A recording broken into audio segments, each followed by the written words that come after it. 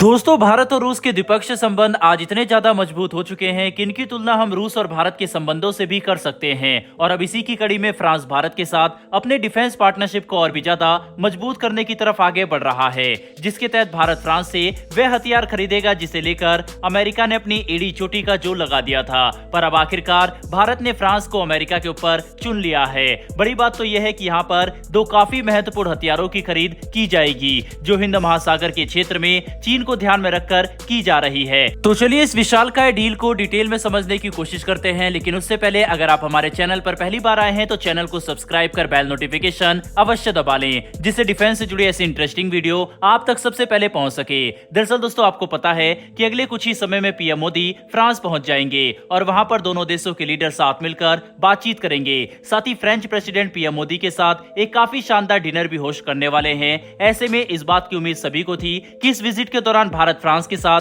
कई बड़े रक्षा समझौते कर सकता है, पर अब उनमें से दो समझौते लगभग पूरी तरह से कंफर्म हो चुके हैं, जिनके बारे में हम पिछले कुछ समय से लगातार बताते हुए भी आ रहे हैं। जिनमें सबसे पहले तो भारत 26 राफेल मरीन फाइटर विमान खरीदेगा और दूसरा कॉन्ट्रैक्ट के तहत भारत 3 स्कॉर्पियन क्लास सबमरीन खरीदने जा रहा है। दोस्तों, 26 राफेल मरीन फाइटर विमानों की ये डील वही डील है जिसके लिए अमेरिका अपनी एड़ी चोटी का जोर लगा रहा था और भारत को अपने F-18 super hornet fighter jet offer कर रहा था। पर भारत ने कई अलग अलग कारणों को ध्यान में रखते हुए फ्रांस को ही अपने पार्टनर के तौर पर चुना और अब ये राफेल विमान अगले कुछ ही सालों में भारत के पहले स्वदेशी एयरक्राफ्ट कैरियर INS विक्रांत पर ऑपरेट होते नजर आएंगे। बता दें कि शुरुआती जानकारी के अनुसार भारत 22 सिंगल सीट्स जेट और 4 ट्विन सीटर ट्रेनर जेट्स खरीदेगा, जिन्हें गोवा में ट्रेनिंग और एयरक्राफ्ट कैरियर पर रोटेशन के लिए तैनात किया जाएगा, जबकि 18 राफेल INS विक्रांत पर तैनात रहेंगे। वहीं पर भारत जिन स्कॉर्पियन क्लास सबमरीन को खरीदने वाला है, उनके अंदर एयर इंडिपेंडेंट प्रोपल्सन सिस्टम भी लगाया जाएगा।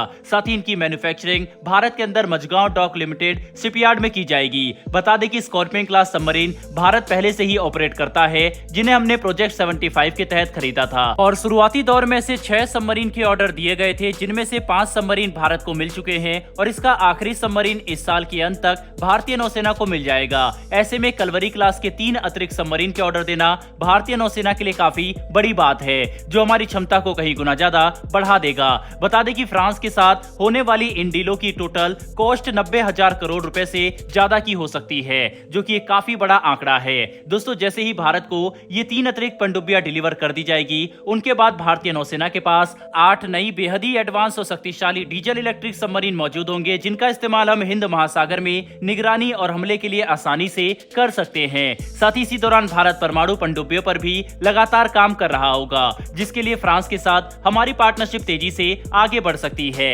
ऐसे में ये कहना गलत नहीं होगा कि भारतीय नौसेना को राफेल और ये नई सबमरीन मिलने के बाद भारत चीन को ज्यादा अच्छी तरह से काउंटर कर सकेगा, जो भारत और फ्रांस के बीच हुई इस डील का एक रणनीतिक पहलू भी है। बहरहाल बढ़ते हमारी दूसरी खबर की तरफ, और ये खबर रूस और अमेरिका की तरफ से निकलकर सामने आ रही है, जिसके तहत जैसे ही रूस ने भारत को भारी डिस्काउंट देना कम कर दिया, भारत ने भी इसका जवाबी कार्रवाई करने में जरा भी देर नहीं लगाई और रूस को यह बात साफ कर दी कि अगर हमें डिस्काउंट नहीं मिलेगा तो हम 10,300 किलोमीटर दूर से 2 गुना शिपिंग कॉस्ट देकर रूस से तेल नहीं खरीदने वाले, बल्कि हम अपने दूसरे विकल्पों की तरफ देखेंगे। तो चलिए जानने की कोशिश करते हैं कि भारत ने रूस के खिलाफ जवाबी कार्रवाई में क्या किया है और इसका क्या असर पड़ेगा। दरअसल दोस्तों, सामने निकल कर आ रहे लेटेस्ट आंकड़ों से यह बात कंफर्म हो चुकी है कि जून के महीने में भारत ने अमेरिका से 62% ज्यादा क्रूड ऑयल खरीदा, जो काफी हैरान करने वाला है, क्योंकि ये डेवलपमेंट हम एक ऐसे समय पर देख रहे हैं जब रूस भारत को क्रूड ऑयल के डिस्काउंट में लगातार कटौती कर रहा है। ऐसे में यह कहना गलत नहीं होगा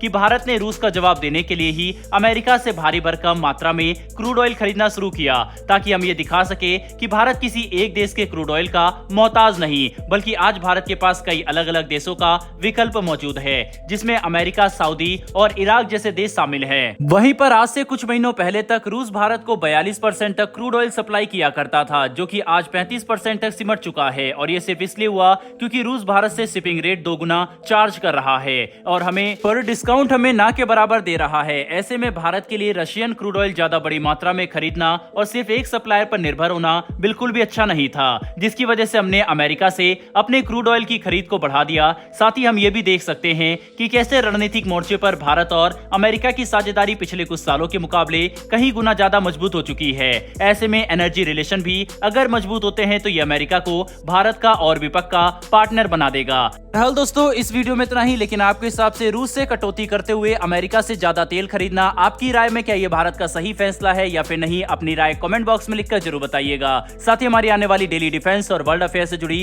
इस तरह की वीडियो के लिए चैनल को सब्सक्राइब कर बेल नोटिफिकेशन जरूर दबा लें। फिर मिलेंगे ऐसी एक नई वीडियो के साथ। धन्यवाद। जय हिंद।